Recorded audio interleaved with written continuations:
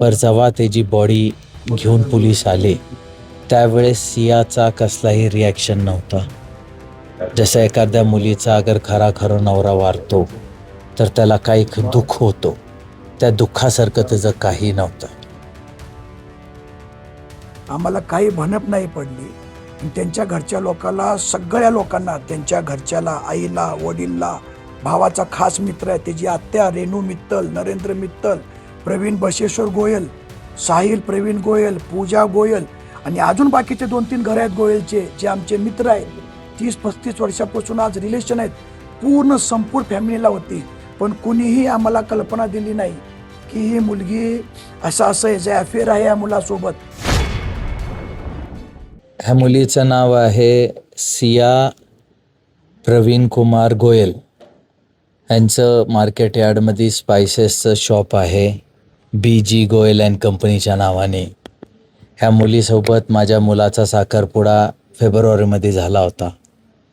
त्यानंतर हे 18 तारखेला 19 तारखेला सियाचा वाढदिवस होता म्हणून त्यांनी हट्ट करून, खूप त्याच्यासोबत जिद्द करून त्याला 18 तारखेला आपण बर्थडे म्हणून त्याला तिकडं लोहगड किल्ल्यावर घेऊन घेऊन गेल्यानंतर तिथं वरी गेले.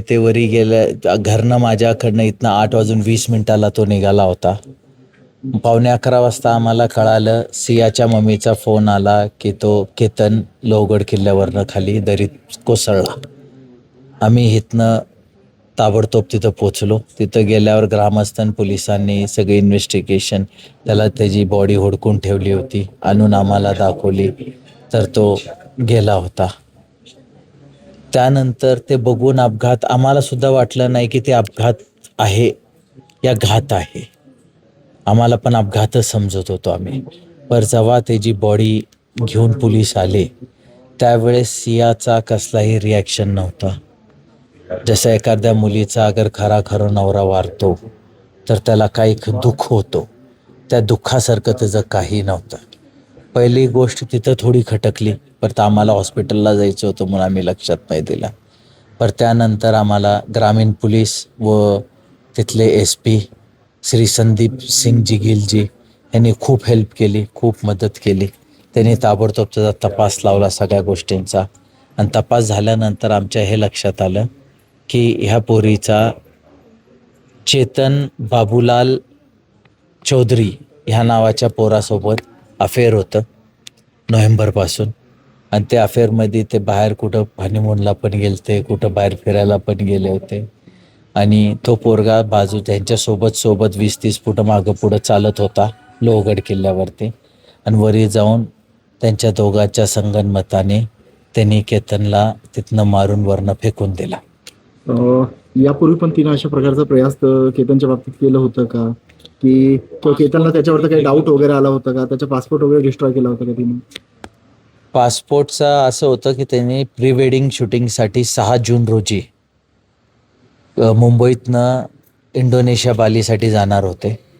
तिथं जाता हे 4च लोक गाडीमध्ये होते. माझी मुलगी, मुलगा, सियाचा भाऊ साहिल, हे 4ही लोक गाडीत होते. गाडीत बसताना सगळ्यांनी पासपोर्ट चेक केले. एक बॅगमध्ये सगळे passport, currency, credit card, driving licence वगैरे सगळे एकाच पाऊचमध्ये ठेवलं. ते पाऊच गाडीमध्येच होती. हे फूड मॉलला थांबले. फुटबॉलमध्ये हे लक्षात नाही आलं की सिया मल्ली मोबाईल विसरलाय म्हणून एकटीच गाडीत गेली आणि परत आली. तिथनं गेल्यानंतर जेव्हा एअरपोर्टवर पोचले, सगळ्या लोकांचे पासपोर्ट होते, पर केतनचा हा पासपोर्ट तिथं मिसप्लेस होता. तर असं वाटलं की तो कुठं पडला असेल का. त्यांनी हुडकायची कोशिश केली, कुठंही सापडला नाही मग पासपोर्ट. त्याच्यामुळे ते रिटर्न आले. रिटर्न आल्यानंतर त्यांनी 3-4 दिवशी परत वापस त्याच्या संगत राडा घातला, भांडणं केली की आपल्याला लोहगडला जायचं. आणि त्यानंतर पुन्हा ते 14 जून 2026 परत लोहगडला गेली. त्यावेळेस ते दोघं एकटेच होते. त्यांनी वापस त्याच ठिकाणावरती केतनला धक्का मारल्यानंतर केतन असा मागं सरकला. मागं त्याला एक झुडप हातात लागलं. ते झुडपाला धरून तो वाचला गेला. जसा वाचला त्याला शुद्धी असं समजायला लागलं की आपण धक्का मारला आणि वाचलोय, तर त्यांनी लगेच हल्ला केला की साप आला, साप आला, साप आला. आणि त्याला जाऊन मिठी मारली आणि असं वाटलं की खरंच साप आलता म्हणून ह्याने त्याला धक्का दिला आणि तो वाचला गेला.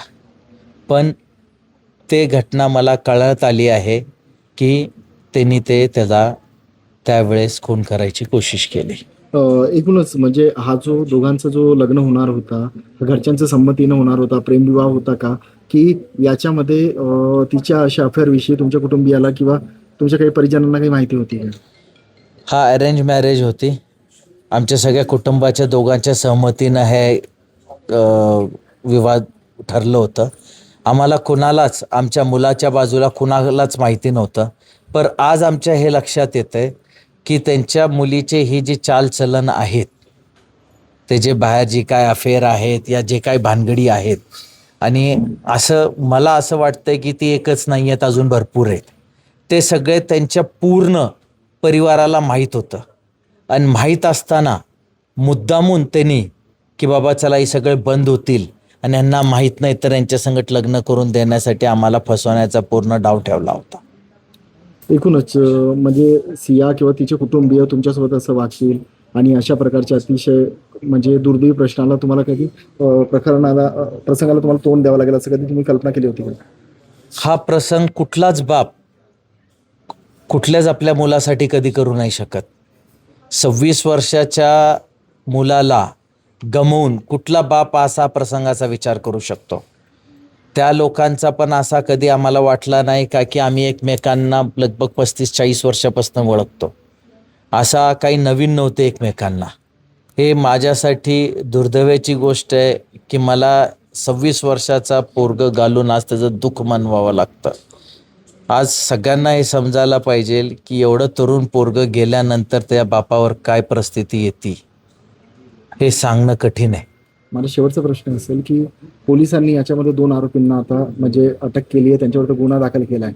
मात्र ह्या पार्श्वभूमीला जे लोक तिच्या घरच्या लोकांनाही माहिती होती त्यांना काही सहआरोपी करण्याची मागणी तुमच्या कुटुंबियांच्या वतीनं करण्यात येणार आहे का? मी ऑलरेडी इन्व्हेस्टिगेशन ऑफिसर व बाकीच्या ऑफिसरांना रिक्वेस्ट केली आहे की तुम्ही आता सध्या ही 2च आरोपी जे तिथं जाग्यावर होते त्यांना केलं आहे.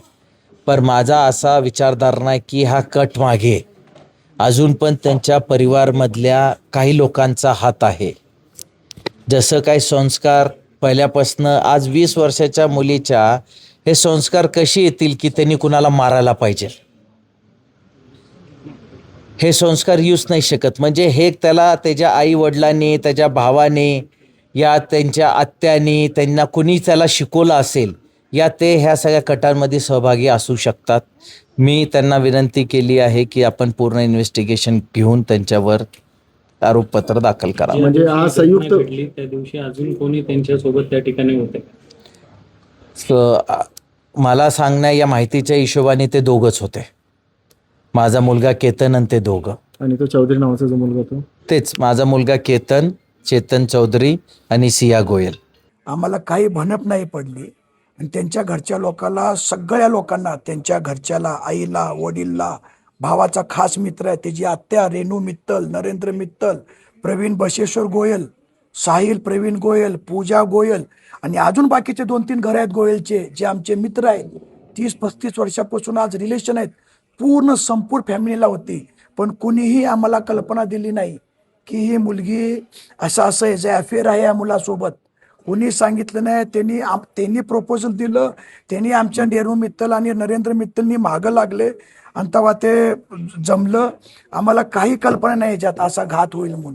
एकूणच ज्या प्रकारे म्हणजे एका मोक्काचा जसं गुन्हा करण्यात येतो की त्या संयुक्त सगळ्यांचा समावेश असतो, असं काही जवळच्या नातेवाईकांनी पण तुमची फसवणूक केली काय? सगळ्या 100% त्यांच्या मृत्यूला हे सगळे कारणीभूत आहेत का? 100% कारणीभूत आहेत. माझी देवाला आणि माननीय मुख्यमंत्र्याला हेच प्रार्थना आहे, हे जे दोषी आहेत त्यांना कडक ते कडक त्यांना सजा भेटायला पाहिजे. सर्व आरोपी लेडीज असो जेंट्स असो, ह्या आरोपीमध्ये काही त्यांचे गोयल परिवारमध्ये काही मोठे लोक आहेत. ते म्हणतात आमचे नगरसेवक दोस्त आहेत, आमचे हे दोस्त आहेत. त्यांचे काही जणांचे फोन बी आलते.